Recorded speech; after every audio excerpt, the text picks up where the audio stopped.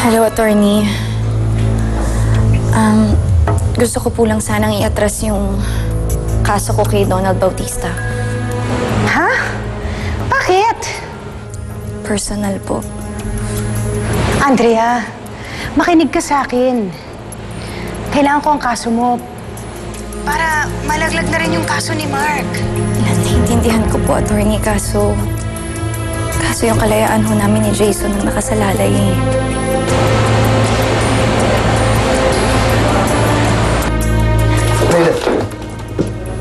Nalaglag yung anak ko.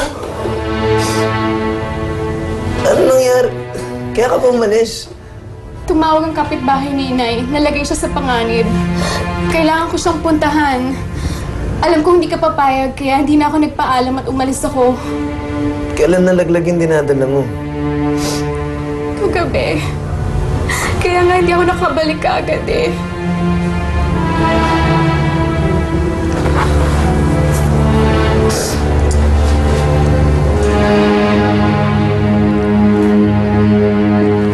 Counts of frustrated murder. 2 counts of attempted kidnapping. Mark, who is this girl? Walang importante is, matutulungan ba natin siya? Look, I can try and defend her in court.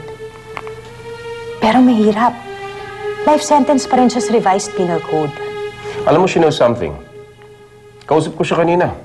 Nakikita ko sa kilos niya, sa mata niya. Meron siyang tinatago. We can't make any promises. Just review the case. Nawala na natin yung kaso ni Andrea.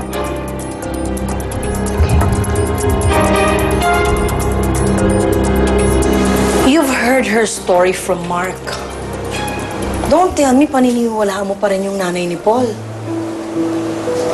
Mami, may sinabi po siya sa akin. Kung kayo daw po ni Tito Mark hindi nagkatuluyan, paano pa po kami ni Paul?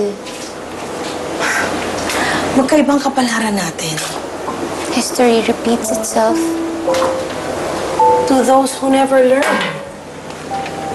Candice, there's something you have to know kung bakit hindi kami nagkatuluyan ni Mark. Ako ang nagdesisyon na hiwalayan siya. Totoo yung sinabi sa akin ni Mark noon. Hindi ko na ipaglaban ang pagmamahala namin. So don't commit the same mistake I made. Ipaglaban mong pagmamahala ninyo ni Paul. Nang sa ganun, hindi mangyari sa inyo ang nangyari sa amin. Come on! Cheer up!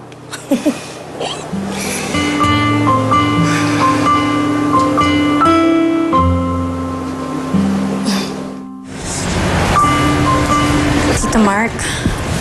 Andrea. Yeah.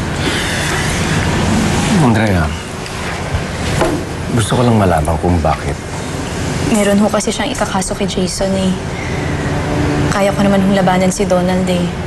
Kaya ko rin na ilabas yung kahihiyan ko sa publiko.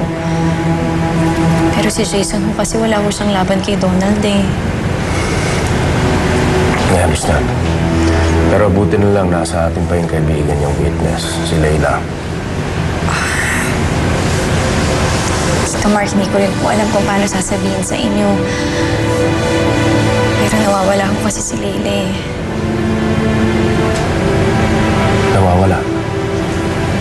Hindi ko kasi namin alam eh kung umalis siya o nawawala siya. Tito Mark, I'm so sorry. Kung kayo mag-alala, isang araw, pagbabayaran din lahat ni Donald ng mga ginawa niya sa atin. Sana magtilang ang anghel ka, Andrea, dahil kailangan natin ng mirakulo ngayon. Pasensya na ho kayo Hindi ko na itutuloy yung kaso ko kay Donald.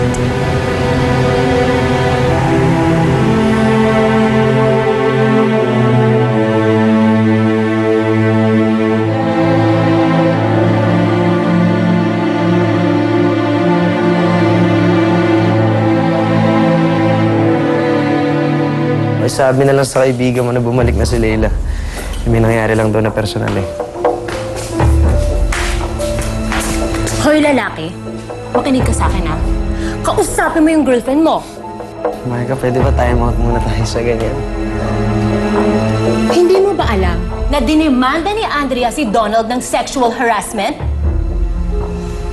Oh, wala akong pakialam. Hindi mo ba alam na ipapahuli ka ni Donald? Wala pa rin akong pakialam. Hindi tinuloy ni Andrea ang demanda niya laban kay Donald para naman hindi ituloy ni Donald ang demanda laban sa'yo.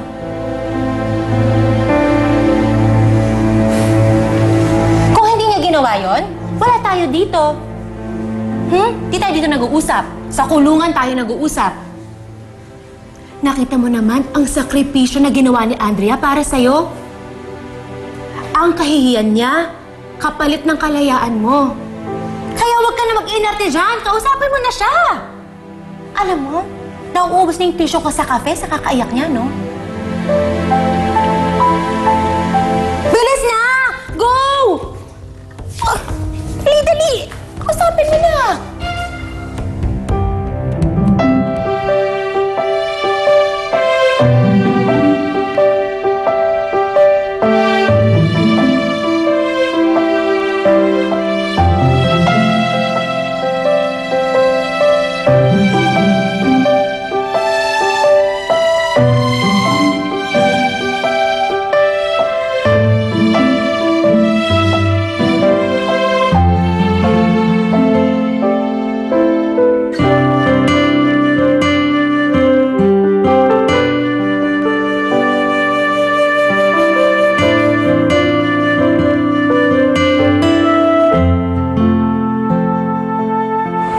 What about my bail? Well, wala akong pwedeng maipangako. But, the kidnapping case is old.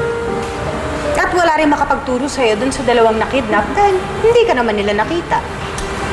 If you should know, patay na yung sinasabing kasama ko sa sinasabi nilang kidnapping case. At ang nag-iisang nahuli at nasa presinto, hindi pa ako kinakanta. That's good. I'm actually banking on that fact. Gusto kong marinig sa'yo mismo. Ikaw ba ang pumatay sa asawa ko? Hindi. Pero sa akin ito pinagutos. Bakit hindi mo ginawa? May nauna na sa akin. Sinong nauna sa'yo? Hindi ko kilala. Lisa, you're not helping. Hindi ko nga kilala. Wala akong kamalay-malay. Nakapwesto na ako dun. Inaabangan si Antonio paglabas ng kotse na biglang may bumagil sa kanya. Sa likuran ko nga nanggaling. Eh, syempre, yung buhay kong inisip ko, kung akong nabaril at ginawa kong fall guy. Kaya umalis ako agad. Teka, sino nag-utos sa'yo? Ang pinsan niya, si Dave Hoson.